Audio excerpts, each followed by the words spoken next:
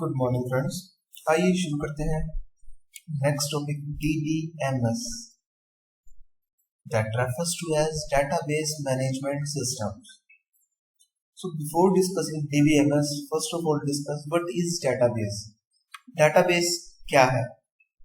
A database is a collection of related data and or information stored so that it is available to many users for different purposes. Database क्या है? एक हमारा collection है data का, information का, files का, storage devices के ऊपर, और एक ऐसी फॉर्म में कि हम काफी सारे यूजर्स को अलग अलग पर्पसेस के लिए प्रोवाइड करा सकें उस डाटा को। तो आप सिंपल ऐसे याद रखें डाटाबेस को, कलेक्शन ऑफ डाटा और information. Now what is DBMS? DBMS is a database management system or the programs for organizing the database or information stored in the storage devices. तो database management system क्या है? एक ऐसा system, एक ऐसा collection of programs जिसके through हम अपने डाटाबेस को इफेक्टिवली ऑर्गेनाइज कर सकते हैं। अब DBMS एक्चुअली क्या है? पहले हम क्या करते थे, फाइल सिस्टम पे ज्यादा डिपेंड करते थे, बट जब से DBMS आया है, यानी डाटाबेस मैनेजमेंट सिस्टम आया है, उसके बाद से ये काफी इफेक्टिव सिस्टम है और हमने फाइल सिस्टम को रखना छोड़ दिया। अब ऐसे इसके क्या एडवांटेज है जिसके कारण हमने फाइल सिस्टम को यूज करना बंद किया? यूज अभी भी हो रहा है बट ये ज्यादा इफेक्टिव है, या ऐसे क्या एडवांटेज है या उसके क्या डिसएडवांटेज है? तो चलिए हम उसे डिस्कस करते हैं। जो सबसे पहला एग्जांपल है वो है, सबसे पहला एडवांटेज है वो है कंट्रोलिंग रिडंडेंसी। अब फाइल सिस्टम में क्या होता था, हमारी एक इंफॉर्मेशन काफी जगह पड़ी होती थी। अब जितनी ज्यादा इंफॉर्मेशन, एक इंफॉर्मेशन हमारी जितनी ज्यादा डुप्लीकेट पड़ी होगी, जितनी ज्यादा जगह पे पड़ी होगी, उससे हमारी इनकंसिस्टेंसी पैदा होती है सिस्टम के अंदर, डाटा स्टोरेज रिक्वायरमेंट ज्यादा हो जाती है सिस्टम, और हमारा सिस्टम इफेक्टिव नहीं रहता। तो जो DBMS का एक अच्छा इंपॉर्टेंट एडवांटेज है वो है controlling redundancy. It reduces the redundant data. Next, restricting unauthorised access. DBMS के थ्रू हम किसी भी यूजर को, सपोज एक यूजर एक सी ग्रेड पे एम्प्लॉइज है, उसको सिर्फ इंफॉर्मेशन हमें सपोज A और B कॉलम की देनी है, C और D कॉलम की नहीं देनी, तो ये अनऑथराइज्ड एक्सेस को रोकता है। हर एक यूजर की कैपेबिलिटी के अकॉर्डिंग उसको सिर्फ उतना ही डाटा दिखाता है। तो ये अगला एडवांटेज है DBMS सिस्टम का। नेक्स्ट है प्रोवाइडिंग मल्टीपल यूजर इंटरफेसेस। हर एक यूजर को उसकी कैपेबिलिटी, उसकी प्रायोरिटी के अकॉर्डिंग ये डाटा दिखाता है, अलग अलग यूजर इंटरफेसेस बन जाते हैं। Next, enforcing integrity constants. अब ये क्या होते हैं? Data integrity means that the data contained in the database is both accurate and consistent. ये इन एनफोर्स करता है डाटाबेस के ऊपर कि उसके अंदर जो इंफॉर्मेशन है वो करेक्ट हो और कंसिस्टेंट हो। Centralised control can also ensure that adequate checks are incorporated in the DBMS to provide high data integrity. Next, जिसका इंपॉर्टेंट पॉइंट है, it provides backup and recovery options of the database. तो database management system में हमारे काफी सारे advantage हमने देखे। Redundancy control करना, अनऑथराइज्ड एक्सेस को रोकना, मल्टीपल यूजर इंटरफेसेस बनाना। जो सबसे इंपॉर्टेंट पॉइंट है वो है enforcing integrity constants. Integrity constants क्या होते हैं ये हम थोड़ी देर में अभी डिस्कस करेंगे। तो ये एग्जाम में नहीं आने वाले, आपको ना डाटाबेस की डेफिनेशन आने वाली, ना DBMS की डेफिनेशन आने वाली, ना ही उसके एडवांटेज आने वाले। ज्यादा से ज्यादा एक मल्टीपल चॉइस क्वेश्चन में आपसे इस टॉपिक से ये पूछ सकते हैं कि DBMS रिडंडेंसी को क्या करता है, बट ये मौका पड़ने में रिडंडेंसी को सपोज हमें रिक्वायर्ड है रिडंडेंसी बढ़ाना, तो ये बढ़ा भी सकता है, तो इसलिए हमने यहाँ पे कंट्रोलिंग लिखा है, उसमें सिर्फ रिड्यूसिंग नहीं लिखा। तो ये एक इंटीग्रिटी कॉन्स्टेंट को एनफोर्स करता है कि इसका इंपॉर्टेंट पॉइंट है, ये पूछा जा सकता है। इसके अलावा इसमें से एग्जाम से आपने से कुछ भी नहीं आएगा, बट ये इंट्रोडक्शन के लिए मैंने शुरू के अंदर आपको बताया। नेक्स्ट है levels of data abstraction. Abstraction का मतलब जैसे हाइड करना, जैसे आप सी के अंदर पढ़ते थे, सी प्लस प्लस के अंदर एब्स्ट्रैक्शन क्लासेस होती थी, तो वैसे ही फिजिकल लेवल, इसके अंदर 3 लेवल्स है, physical level, logical level and view level. View level का मतलब क्या है? It describes a part of entire database. Suppose एक यूजर ए है, उसको सिर्फ इंफॉर्मेशन देखनी है, स्टूडेंट का नाम और रोल नंबर क्या है। एक यूजर बी है, उसको स्टूडेंट का बैकग्राउंड क्या है वो भी देख सकता है। एक यूजर सी है, वो स्टूडेंट का एड्रेस और मोबाइल नंबर्स भी देख सकता है, उसके क्या फाइनेंशियल कंडीशन है। तो ये अलग अलग पार्ट को बताता है। View describes a part of entire database, not the full complete database. इसके ऊपर होता है लॉजिकल लेवल। लॉजिकल लेवल क्या करता है? Describes the data stored in database and relationship among those data. Means जैसे टेबल है, स्टूडेंट, ये स्टूडेंट का रोल नंबर है, ये स्टूडेंट का एड्रेस है, ये स्टूडेंट का मोबाइल नंबर है, तो जो डाटा होगा उसकी रिलेशनशिप्स को ये डिफाइन करता है लॉजिकल लेवल। एक और लेवल है, वो है फिजिकल लेवल। ये बताता है describes how data are stored, which data structures are used to store that part of data.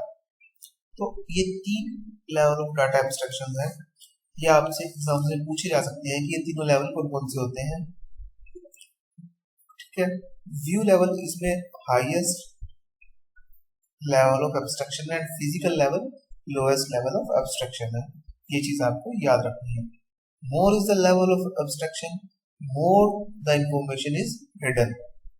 Less is the level of abstraction, less is the information is hidden.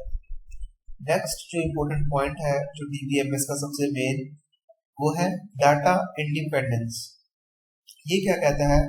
It states that the modification of schema in one level should not affect the schema in the next level. अब ये schema क्या है? Schema database के अंदर 3 types के अंदर 3 schema है। 3 schema architecture follows the feature of data independence. अब data independence है क्या? Data independence occurs because when the schema is changed at same level, the schema at the next level remain unchanged. Only the mapping between the two level is changed. सबसे पहले हम discuss करते हैं schema.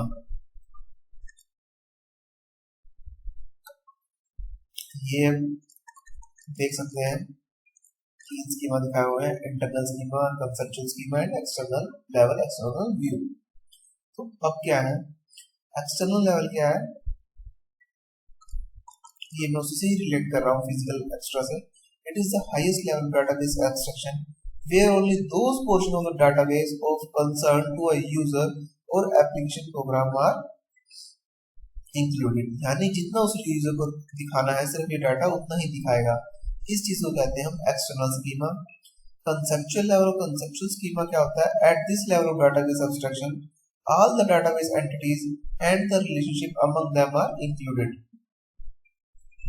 One conceptual view represents the entire database. External level only a part of database. Conceptual level entire database. There is only one conceptual schema per database. ये एक important point है। Per database there is only one conceptual schema. Next, the description of data at this level is in a format independent of its physical representation. ये इसका second main point है कि जो इस level के अंदर description होता है डाटा का, वो उसकी फिजिकल रिप्रेजेंटेशन या फिजिकल स्टोरेज के ऊपर डिपेंड नहीं करता। नेक्स्ट है internal level of physical schema. It is the closest to the physical storage method used. It indicates how the data will be stored and describe the data structure and access methods to be used by the database. मींस ये हमारा जो database है उसके बिल्कुल पास होता है और उसके एक्सेस मेथड्स और डाटा स्ट्रक्चर, वो किस डाटा स्ट्रक्चर को यूज कर रहा है हमारी डाटा को स्टोर करने के लिए, वो इसके अंदर होता है। नेक्स्ट हम डिस्कस कर रहे थे अभी स्कीमास डिस्कस करने से पहले या लेवल ऑफ एब्स्ट्रैक्शन डिस्कस करने से बाद डाटा इंडिपेंडेंस। अब डाटा इंडिपेंडेंस 2 टाइप का होता है, physical data independence and logical data independence. इसको हम कैसे डिस्क्राइब करते हैं? It is capacity to change the internal schema without having to change conceptual schema. Logical data independence, it is the capacity to change the conceptual schema without having to change external schemas or application program. अब in general आपको समझाने के लिए, इसको बिल्कुल brief करने के लिए, एक सिंपल लैंग्वेज में समझाने के लिए ये क्या चीज है ये मैं आपको बता देता हूँ। डाटाबेस मैनेजमेंट सिस्टम के अंदर हमें डाटा इंडिपेंडेंट चाहिए होता है। अब जैसे कि मैंने आपको बताया इसके अंदर 3 लेयर आर्किटेक्चर है या 3 स्कीमास हैं या 3 टाइप के इसके अंदर व्यूज पॉसिबल हैं। तो अब इन्हें क्यों बनाया गया है?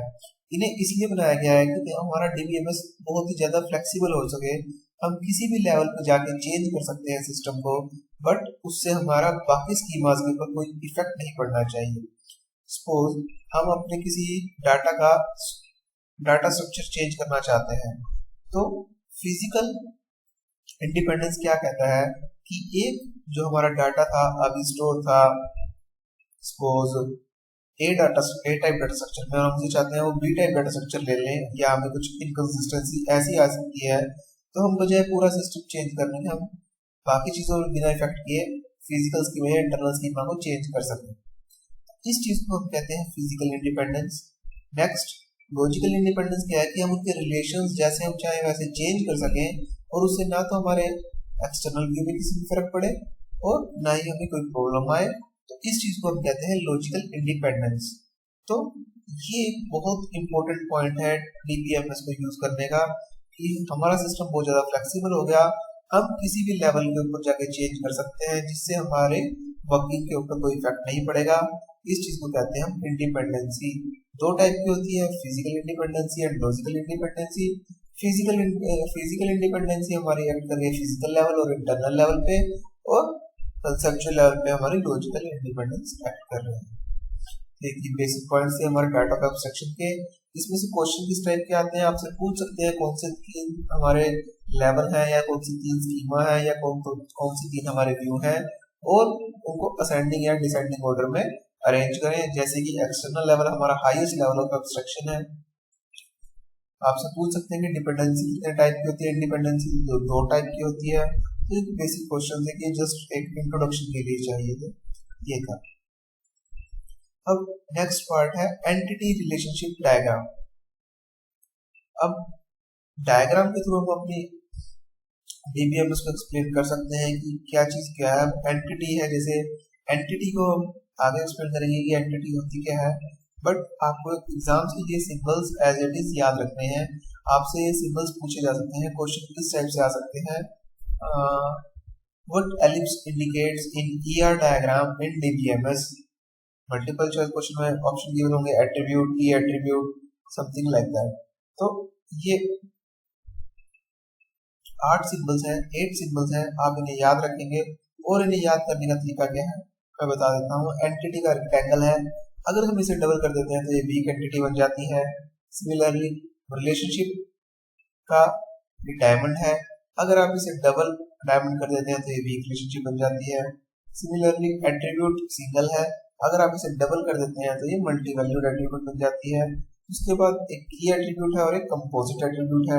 कंपोजिट का मतलब क्या होता है डिक्शनरी में, कंपोजिट कलेक्टिवली 3 एलिप्सिस मिला के हमारा कंपोजिट एट्रीब्यूट मिलता है। की एट्रीब्यूट के अंदर एक मार्क लगाया हुआ है कि ये की एट्रीब्यूट है। एक सिंपल एट्रीब्यूट, सिंपल की एट्रीब्यूट में हमने मार्क लगा दिया, लाइन लगा दी तो ये की एट्रीब्यूट बन गया। तो ये इस डायग्राम को याद करने का मेथड है, अपने दिमाग में इस डायग्राम को बिठा लीजिए। एग्जाम में क्वेश्चन आता है what does relationship, how do indicate relationship in a ER diagram in DBMS, so by diamond option. तो ये चीज आप एक्सप्लेन कर सकते हैं, या रेक्टेंगल गिवन हो सकता है इसके केस में। Next what is RDBMS. RDBMS एक स्पेशल टाइप का डीबीएमएस है। It has the same functionality of DBMS except that it also provides a referential integrity. And what is referential integrity? One of the rules of integrity rules. Integrity rules अब क्या कहते हैं? सबसे पहला rule है हमारा entity integrity. ये क्या कहता है? Primary key cannot accept a null value. अब primary key क्या होती है? ये हम आगे जाके देखेंगे। Referential integrity क्या कहता है? Foreign key should be either null or primary key of another table. ये दोनों इंटीग्रिटी रूल्स हमारा डाटा कंसिस्टेंसी को एनफोर्स करते हैं किसी एक डीबीएमएस में। तो आरडीबीएमएस वो डीबीएमएस है जिसके अंदर रेफरेंशियल इंटीग्रिटी इंक्लूड है। ये चीज आप याद रखेंगे। आपसे रेफरेंशियल इंटीग्रिटी पूछी जा सकती है क्वेश्चन पेपर में, और एंटिटी इंटीग्रिटी रूल पूछे जा सकते हैं। नेक्स्ट, किसी भी डीबीएमएस को हम 3 टाइप से बना सकते हैं, hierarchical model, network model and relational model. इसमें सबसे ज्यादा इंपॉर्टेंट है रिलेशनल मॉडल, जो हमारे एग्जाम के सिलेबस के अंदर है और एग्जाम्स में सबसे ज्यादा पूछा जाता है। बट हमें इन तीनों के बीच में डिफरेंस पता होनी चाहिए कि ये तीनों क्या है। सबसे पहले है हायरार्किकल मॉडल। जैसा आप नाम से समझते हैं, हायरार्किकल का मतलब एक हायरार्की होगी, एक ट्री लाइक स्ट्रक्चर होगा जिसमें रूट होंगे, फिर उसके नोड्स होंगे, फिर उसके चिल्ड्रन होंगे। ये क्या कहता है, इन this model each entity has only one parent but can have several children. हर एक एंटिटी का सिर्फ एक पेरेंट होगा और उसके काफी सारे चिल्ड्रन हो सकते हैं। And at the top of hierarchy there is only one entity which is called root. Network model के अंदर क्या होता है, entities are organised in a graph. Graph means in which some entities can be accessed through several path. जैसे कि आप computers का network बना देते हैं, अब नेटवर्क में एक फाइल आप कहीं से भी कई पाथ से दूसरे कंप्यूटर के ऊपर भेज सकते हैं। तो इस तरीके का ये मॉडल है नेटवर्क मॉडल। नेक्स्ट जो इंपॉर्टेंट है वो है रिलेशनल मॉडल। इसके अंदर क्या होता है, हम डाटा को टेबल्स यानी रोज एंड कॉलम्स की फॉर्म में ऑर्गेनाइज करते हैं। इन टू टेबल्स को हम कहते हैं रिलेशंस, इसलिए इसका हमने लग दिया relational model. The tables and relations are related to each other. Suppose एक टेबल के अंदर हमारे स्टूडेंट की इंफॉर्मेशन गिवन है, उसका एनरोलमेंट आईडी, उसका रोल नंबर, उसका एड्रेस। अगली टेबल के अंदर उसके मार्क्स गिवन होंगे, अगली टेबल के अंदर उसका मोबाइल नंबर, कुछ भी पर्सनल इंफॉर्मेशन इस टाइप से गिवन हो सकती है। तो ये सारे डाटा के अंदर हम एक ही स्टूडेंट के बारे में पता कर सकते हैं। एक ही स्टूडेंट की अलग अलग टाइप की इंफॉर्मेशन अलग अलग टेबल्स में है, तो ये सारी टेबल्स रिलेटेड होती हैं। तो इस टाइप के मॉडल को हम कहते हैं रिलेशनल मॉडल। अब इस रिलेशनल मॉडल को हम स्टडी करते हैं। सबसे पहले है table. Table is a collection of data elements organised in terms of rows and columns. आपको पता है, अगर आप कोई भी टेबल देखें उसके अंदर रोज होंगी, कॉलम्स होंगे, तो वो एक डाटा एलिमेंट्स का कलेक्शन है जिसे ऑर्गेनाइज किया गया है रोज एंड कॉलम्स की फॉर्म में। Next, a simple entry in a table is called as record or row. Technically आप इसे रिकॉर्ड कहेंगे। एग्जाम्स के अंदर रिकॉर्ड लिखा आएगा आपके पास मल्टीपल चॉइस क्वेश्चन में। एक सिंगल मतलब एक रो का पहला अक्षर क्या है, आर, रिकॉर्ड का पहला अक्षर क्या है, आर। तो आप इसे ध्यान रख सकते हैं, रिकॉर्ड इज रो। अपने माइंड में बिठा लीजिए, फिट कर लीजिए। तो single entry in a table is called as row. A record in table represents set of related data. Now a table consists of several records. Natural सी बात है, एक टेबल काफी सारी रोज से बनके बनेगी, तो काफी सारी रोज का मतलब क्या है, काफी सारे records. And each record can be broken into several similar entities known as fields. Fields क्या होंगे, हर कॉलम की हेडिंग्स। जैसे एक टेबल है स्टूडेंट की, इसके अंदर क्या क्या कॉलम हो सकते हैं हमारे। एक कॉलम में उसका नेम होगा, एक कॉलम में उसका रोल नंबर होगा, एक कॉलम में उसका एनरोलमेंट आईडी होगा, एक कॉलम में उसकी ब्रांच होगी, एक कॉलम में उसका एड्रेस होगा। तो जो ये एड्रेस, नेम, एनरोलमेंट आईडी है, ये सारी क्या है, कॉलम्स की हेडिंग्स है और हम इसे कह सकते हैं फील्ड्स। ओके, तो दो चीजें अभी तक हमने करी, एक रिकॉर्ड, एक फील्ड्स। नेक्स्ट है ए रिलेशनल टेबल। एक column is a set of value of a particular type. The term attribute is also used to represent a column. Okay, fields हमारी headings होगी, but attribute हमारा column होगा। Next जो है cardinality। Cardinality क्या है, number of tuples। ये रोज का एक सेकंड वर्ड जो यूज किया जा सकता है। Cardinality है number of tuples in a relation। ऐसे ही degree, it is a number of attributes in a relation or a number of columns in a relation। याद रख सकते हैं आप, cardinality is the number of tuples and degree is the number of attributes। Now the most important part of the DBMS is the keys। Exams के लिए आपसे सबसे जो इम्पोर्टेंट चीज है वो है कीज। तो सबसे पहले आती है प्राइमरी की। प्राइमरी की क्या है, primary key is one of the candidate key that uniquely identifies each row in the relation.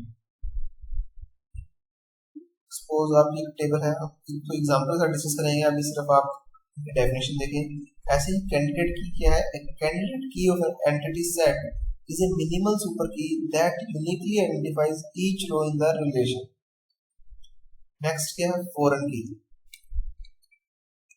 Let there are two relations table R and S. Any candidate key of the relation R which is referred.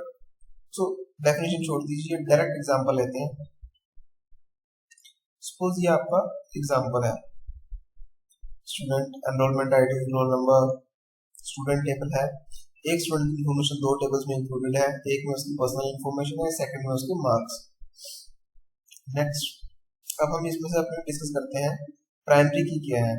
Primary की क्या होती है, ये एक ऐसी की होती है जिसके बेसिस पे आप एक इन्फॉर्मेशन को यूनिकली डिफाइन कर सकते हैं। जैसे कि एक रोल नंबर है, एनरोलमेंट आईडी है, ये हर स्टूडेंट की अलग अलग होगी। अगर आपके पास एक चीज आ जाती है एनरोलमेंट आईडी, तो आप उस स्टूडेंट को यूनिकली आइडेंटिफाई कर सकते हैं। So roll number is the primary key in the relation student and roll number plus course is the primary key of the relation grade. इसके अंदर ऐसा क्या हुआ कि हमें दो प्राइमरी की लेनी पड़ी कॉम्बिनेशन। ऐसा इसलिए कि इसी ब्रांच में भी एक रोल नंबर हो सकता है और ट्रिपल ई ब्रांच में भी एक रोल नंबर हो सकता है। तो इन दोनों का कॉम्बिनेशन ही हमें एक स्टूडेंट को यूनिकली आइडेंटिफाई कर पाएगा। ठीक है, प्राइमरी की के बारे में आपको पता चल गया। नेक्स्ट कैंडिडेट की।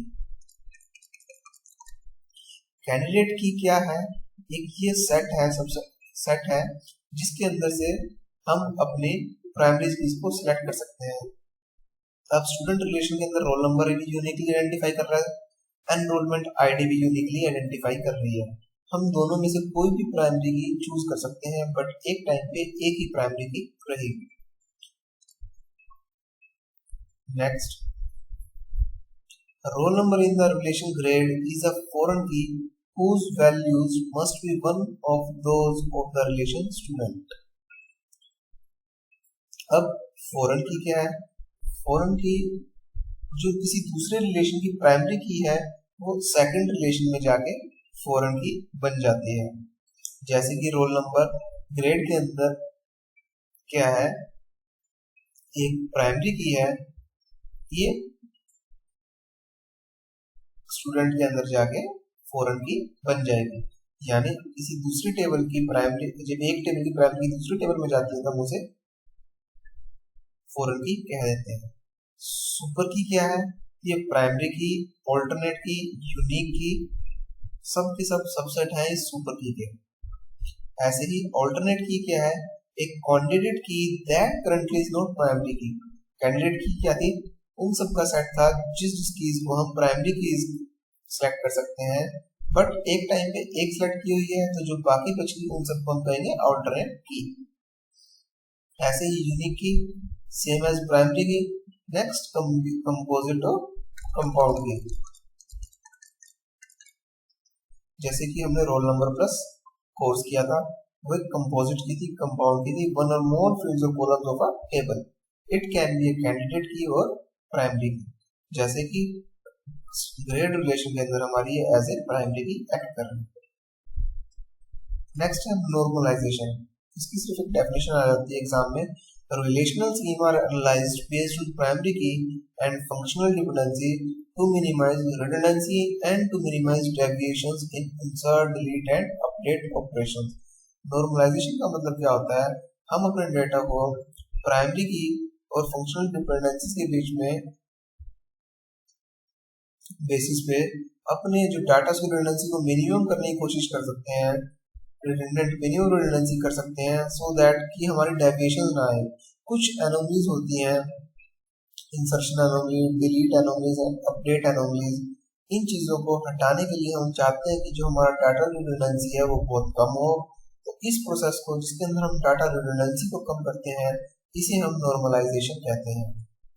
नेक्स्ट है denormalisation, process of adding or grouping redundant data to increase the performance and readability of the database sometime ये भी जरूरी होता है, और जब हम रिडंडेंट डाटा को इंक्रीज करना चाहते हैं ताकि हम अपनी परफॉर्मेंस और स्पीड और रीडेबिलिटी ऑफ डाटाबेस को इंक्रीज कर सकें, उस चीज को हम कहते हैं डीनॉर्मलाइजेशन।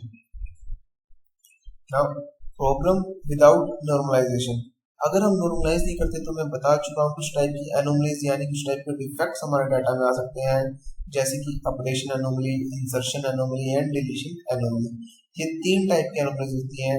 तो आपसे एक एमसीक्यू में पूछा जा सकता है कि कौन कौन सी एनोमलीज एग्जिस्ट करती हैं। तो ओनली 3 एनोमलीज हैं, updation, insertion and deletion. Next जो इम्पोर्टेंट क्वेश्चन एग्जाम में आ सकता है वो है 5 operators of relational algebra, union, minus, Cartesian, projection and selection. सबसे पहले हम एक एग्जांपल ले लेते हैं, उसके थ्रू इनको स्टडी करते हैं। आपके पास बस 2 टेबल हैं पी एंड क्यू, और आपको सबसे पहले यूनियन ऑपरेटर निकालना है। अब यूनियन ऑपरेटर आपको पता है इसका मतलब क्या होता है, यूनियन का मतलब दोनों का कॉम्बिनेशन। इसमें 4 रो है, इसमें 2 रो है, तो टोटल रोज कितनी आएंगी 6 रो, यानी इन दोनों का ग्रुप कर दिया डाटा का। तो इस टाइप के ऑपरेटर को हम कहते हैं यूनियन ऑपरेटर। नेक्स्ट है पी माइनस क्यू, यानी पी के अंदर डाटा है, क्यू के अंदर डाटा है। तो अगर हम पी के डाटा में से क्यू का डाटा निकाल दें तो जो रिजल्ट आएगा वो आएगा हमारा पी। जैसे कि पी के अंदर हमारे पास क्या क्या है, 1121 से लेके 1124, बट क्यू में 1121 है और क्यू में 1125 है जो कि पी में नहीं है। तो सिर्फ पी में से 1121 माइनस होगा जो क्यू का डाटा है। अब पी में 1125 तो है नहीं, तो ये माइनस नहीं होगा, तो सिर्फ 1121 माइनस होगा, तो रिजल्ट आएगा बाकी 3 रोज। तो ये हो गया हमारा पी माइनस क्यू। नेक्स्ट है पी क्रॉस क्यू, यानी कार्टेशियन ऑपरेटर। इसके अंदर क्या होता है, जैसे हमारे पास पी के अंदर 4 रोज थी और इसके अंदर क्यू में 2 रोज थी, तो हर एक डाटा का कॉम्बिनेशन दूसरे के साथ होगा। जैसे इसके अंदर 1121 का कॉम्बिनेशन 1121 1125 के साथ, फिर 1122 का कॉम्बिनेशन 1121 1125 के साथ, ऐसे ही 1123 का कॉम्बिनेशन 1121 1125 के साथ, एंड सिमिलरली 1124 का 1121 1125 के साथ। तो सारे कॉम्बिनेशन जितने भी पी और क्यू को मिला के बनते हैं उन सबका लिस्ट हो जाएगा। नेक्स्ट है प्रोजेक्शन ऑपरेटर। प्रोजेक्शन ऑपरेटर क्या करता है, ये एक पी टेबल के जो कॉलम्स है उसको सिलेक्ट कर सकता है या उसका एट्रीब्यूट सिलेक्ट कर सकता है। जैसे अगर हम सिर्फ नेम सेलेक्ट करना चाहें पूरा पूरा कॉलम, तो उसे कहते हैं प्रोजेक्शन ऑपरेटर। इसने पूरा पूरा एक कॉलम दे दिया जिसका नेम था, जिसका फील्ड था नेम। ऐसे ही सिलेक्शन ऑपरेटर क्या करता है, ये कंडीशन वेरीफाई करता है जिसकी एनरोलमेंट आईडी 1121 से बड़ी है वो सारे रिजल्ट दे दे पी टेबल में, तो इसने ये सारे रिजल्ट दे दिए। It's combination of rows and columns. So ये 5 टाइप के ऑपरेटर्स जो आप रिलेशनल अलजेब्रा में, ये आपसे क्वेश्चन में पूछे जा सकते हैं, तो ये आपको पता होना चाहिए, बेसिक अंडरस्टैंडिंग होनी चाहिए। नेक्स्ट है एसिड प्रॉपर्टी, ये सबसे इंपॉर्टेंट है डाटाबेस के एग्जाम्स के लिए। एसिड प्रॉपर्टी क्या डिक्टेट करती है, atomicity, consistent, isolated and durable. Atomicity का मतलब है one transaction at a time, consistent का मतलब है transaction can not be modified, isolated का मतलब है transaction occurring concurrently are unaware of each other, हर जो ट्रांजैक्शन है वो आइसोलेटेड होनी चाहिए। Durable, database changes are permanent even during system crash. तो ये एसिड प्रॉपर्टी डेटाबेस के पॉइंट ऑफ व्यू से बहुत ज्यादा इंपॉर्टेंट है। ये आप एग्जाम्स में सबसे ज्यादा पूछे जाने वाला क्वेश्चन है, तो आप इसे याद रखेंगे। एसिड प्रॉपर्टी में ए किस लिए स्टैंड करता है, सी किस लिए, आई किस लिए, बी किस लिए। एग्जाम में इस क्वेश्चन को काफी तरह से पूछा जाता है, इसमें से कौन सी एसिड प्रॉपर्टी में नहीं है या कौन सी इंक्लूड आती है। Next, types of SQL statements. अब एसक्यूएल क्या होती है, एसक्यूएल होती है स्ट्रक्चर्ड क्वेरी लैंग्वेज, यानी जिस लैंग्वेज से हम डाटाबेस को क्वेरी करते हैं उस लैंग्वेज को कहते हैं स्ट्रक्चर्ड क्वेरी लैंग्वेज। इसके बेसिस के ऊपर भी हमारे क्वेश्चन आ जाते हैं। इसके अंदर हमारे 4 टाइप की स्टेटमेंट्स होते हैं, DDL, DML, TCL and DCL. DDL यानी data definition language. Data definition language का मतलब क्या है, सपोज आपको टेबल डिफाइन करनी है। टेबल डिफाइन का मतलब आप टेबल क्रिएट कर रहे हैं, उसके इतने नंबर ऑफ रोज होंगे, इतने नंबर ऑफ कॉलम्स होंगे, या उसके नंबर ऑफ कॉलम्स को ड्रॉप कर रहे हैं, या उसको ट्रंकेट कर रहे हैं, या उसको रीनेम कर रहे हैं। अल्टीमेटली आप जो डाटा की डेफिनेशन है उसे चेंज कर रहे हैं, तो इन सब चीजों को कहेंगे हम डाटा डेफिनेशन लैंग्वेज। और इसके एग्जांपल है create, drop, truncate, alter, rename.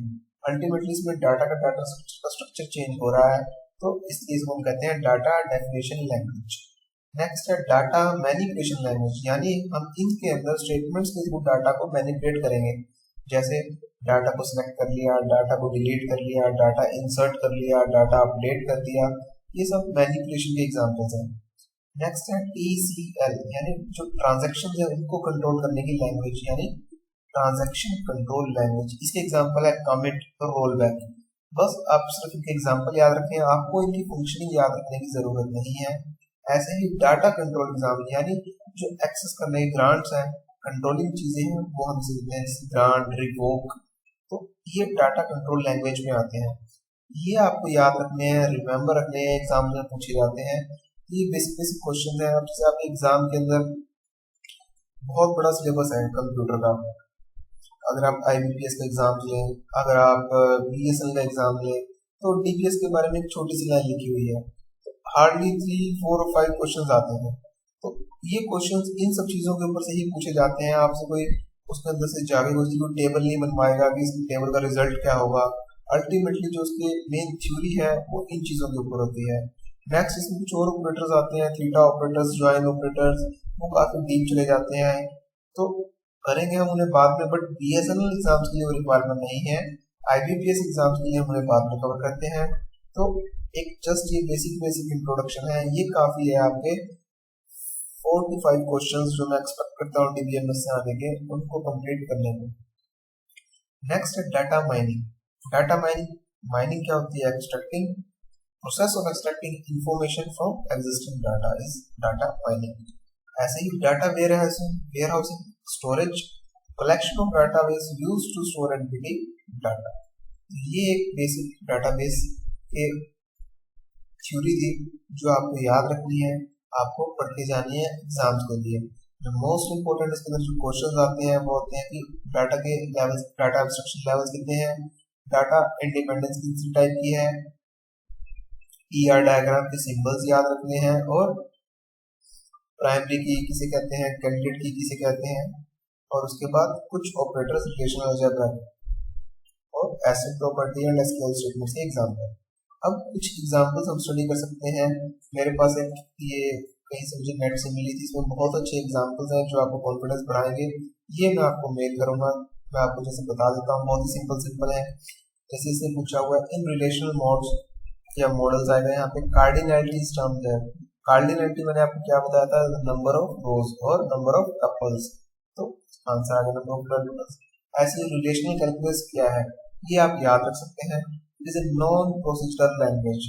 Non procedural का मतलब ये लैंग्वेज नहीं चलती, प्रोसीजरल लैंग्वेज एक लैंग्वेज चलती है, उस हिसाब से आप इसको याद रख सकते हैं। It is a non procedural language. Next, the view of total database content is. अब ये कह रहा है कि टोटल डाटाबेस कंटेंट का व्यू कौन सा है।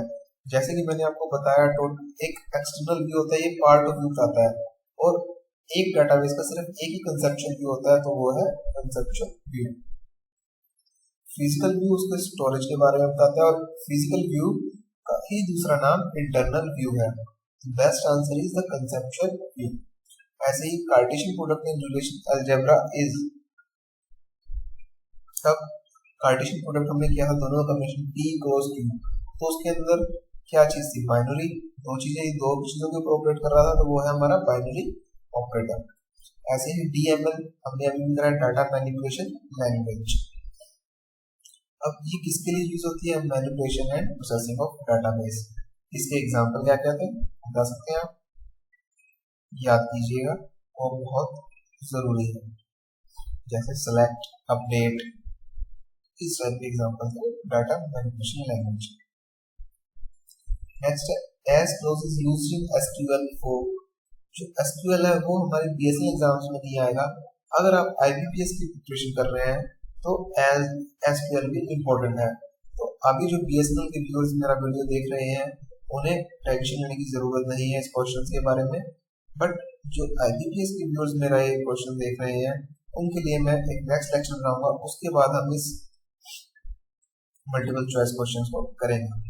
ओके, नेक्स्ट है ODBC stands for it is open database connectivity. ये एक स्ट्रक्चर्ड प्रोग्राम है डेटाबेस मैनेजमेंट सिस्टम को ऑपरेट करने के लिए। नेक्स्ट आर्किटेक्चर डेटाबेस के अंदर मैंने आपको बताया था कितने लेवल है, 3 लेवल्स है। ऐसे ही in relational model, relation are termed as, relation को कैसे देख सकते हैं आप, इसका आंसर भी और नहीं है तो आप बता सकते हैं क्या है रिलेशंस। दूसरा नाम है टेबल्स का, so answer is C. Okay, next the database schema is written in, अब डेटाबेस स्कीमा को कैसे रिटन करते हैं, कौन सी लैंग्वेज के अंदर है, तो डेटाबेस का क्या स्ट्रक्चर हुआ है कौन डिफाइन करता है, डाटा डेफिनेशन लैंग्वेज। सो ये आप याद रख सकते हैं। In the architecture of database system external level is the, सबसे एक्सटर्नल लेवल वो क्या होता है, वो होता है हमारा व्यू लेवल जो यूजर के साथ इंटरफेस करता है। ऐसे ही an entity set that does not have sufficient attributes to form a primary key, ये आपको बताना रह गया। एंटिटी हमारी क्या होती है, एंटिटी जैसे कोई भी स्टूडेंट है वो एक एंटिटी है। अब वीक एंटिटी और स्ट्रॉन्ग एंटिटी में क्या डिफरेंस है, तो जैसे एंटिटी है स्टूडेंट के अंदर हम एग्जांपल लेते हैं निहारिका। तो अगर निहारिका की कंप्लीट इन्फॉर्मेशन नहीं है, निहारिका बेशक एक एंटिटी है बट उसकी कंप्लीट इन्फॉर्मेशन नहीं है, कुछ पार्ट उसका मिसिंग है, यानी उसका रोल नंबर मिसिंग है, कुछ भी उसकी एनरोलमेंट आईडी मिसिंग है, तो एक वीक एंटिटी सेट है, स्ट्रॉन्ग एंटिटी सेट नहीं है। तो इस entity set does not have sufficient attributes to form a primary key, यानी उसकी प्राइमरी की नहीं बना पा रहे हैं तो वीक एंटिटी सेट आ जाएगा, आंसर आ जाएगा बी। ऐसे ही हायरार्की मॉडल मैंने आपको बताया था, ये ट्री की तरह स्टोर करता है डाटा को। नेक्स्ट मैंने आपको क्वेश्चन बताए थे, in ER diagram attributes are represented by, याद है, ellipse. In case of entity integrity जो बताया था, द प्राइमरी के मे बी नॉट नल।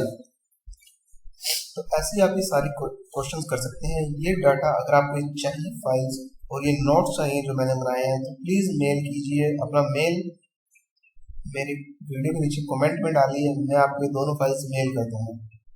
सो आज के लिए इतना ही, thank you. Subscribe my channel experience root, that's, thank you.